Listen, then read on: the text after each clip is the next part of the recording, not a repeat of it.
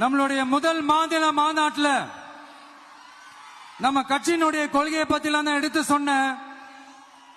அதுல ஒண்ணுதான் இயற்கை வள பாதுகாப்பு. சூழலியல் மற்றும் காலநிலை நெருக்கடியை எதிர்கொள்ளக்கூடிய இயற்கைக்கு ஊறு விளைவிக்காத பகுதிசார் மாநில வளர்ச்சி பரவலாக்கம்.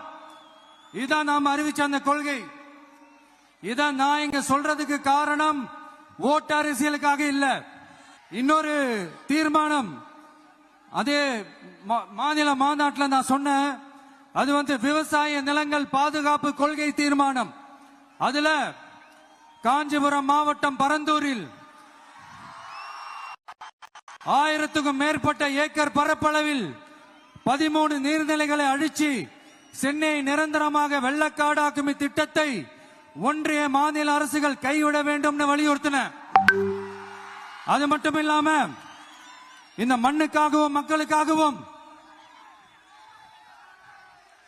நம்ம விவசாயிகள் பாதிக்கிற இந்த திட்டத்துக்கு எதிராக சட்ட போராட்டம் நடத்தவும் தயங்க மாட்டோம்னு சொல்லியிருந்தோம். அத இங்க உங்க முன்னாடி ரொம்ப ஸ்ட்ராங்கா வலியுறுத்துறேன். இந்த பிரச்சனையில நான் உங்களோட உறுதியா நிப்பேன்.